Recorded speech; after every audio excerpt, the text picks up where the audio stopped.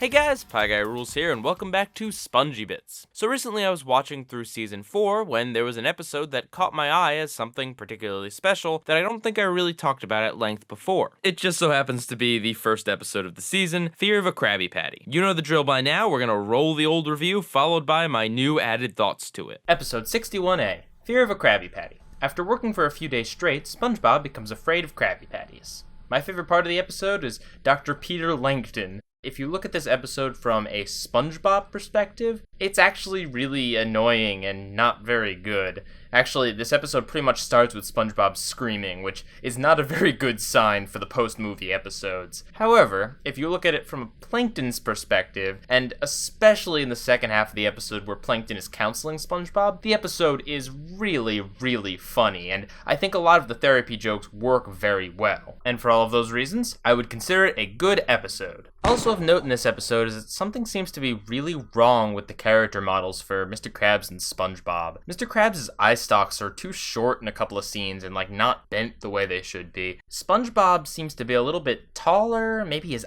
eyes are bigger. It's hard to pinpoint exactly what's wrong, but there's definitely something off with the character models in this episode.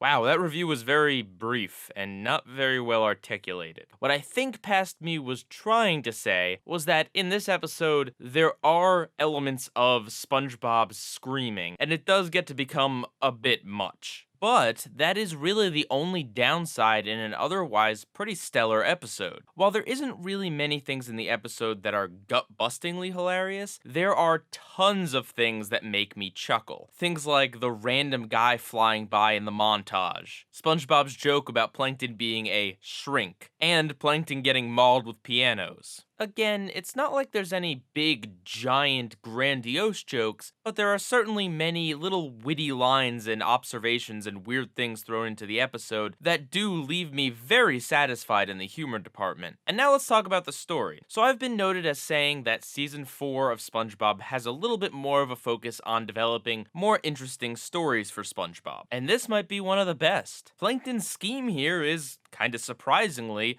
really well thought out. First, he opens his restaurant 23 hours a day, knowing that Krabs will open it 24 hours a day to compete with him. Next, he pushes SpongeBob to his limit by ordering a ton of Krabby Patties. And finally, he poses as a therapist in order to swoop in and take advantage of SpongeBob's fragile mental state. Remember, this is a character who usually doesn't expect himself to get to step 2 of his plans. So to see him get all the way through all 3 steps is pretty amazing. I was actually going to take some points off of this story for the ending, which just kind of seemed like a random dream solved all of SpongeBob's problems, but SpongeBob himself says it. All he needed was a little sleep. So yeah, it makes sense that him getting sleep would cure his fear of Krabby Patties. So really, I have no complaints whatsoever about the story. But it's not just the story itself that's enjoyable, but how the story plays out. As we see time go on in the episode, we see SpongeBob, Mr. Krabs, and Squidward get increasingly more disheveled and tired and crazy. And when you're only halfway through the episode, you already feel like these characters have been pushed to their absolute limit. Between montages, gross-up close-ups that aren't too disgusting, and SpongeBob completely losing his marbles, they really do a lot to sell the audience on the idea that these characters have really been put through a lot and are nearing their breaking points. I especially want to point out how great the montage is, because it really is nice and kind of special. In most SpongeBob episodes, all we get is a time card that says 12 hours later. In this one, no, we get to see a truncated version of the entire time. And it is way more effective than if they had just cut to a few days later when everyone was already crazy, because we get to see a lot more of a transition. And as if the story and comedy weren't good enough, let's talk about the animation. So in my previous review, I said something about how the characters kind of look off-model, and yes, it's true, they do look off-model, but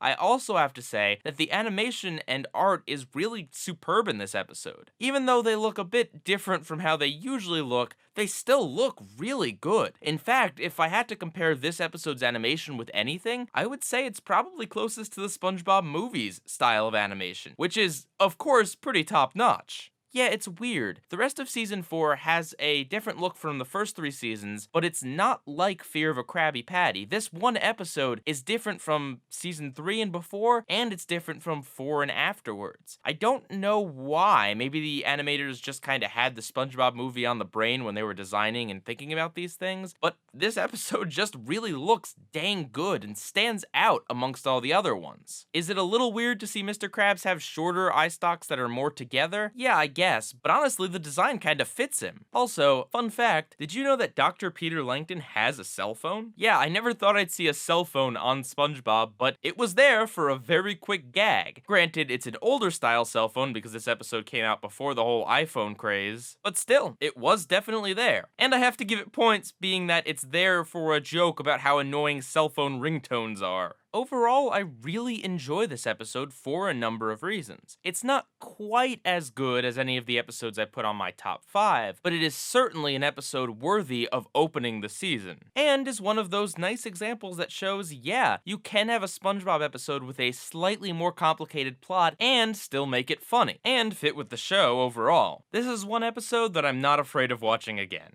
PIEGUYRULZ,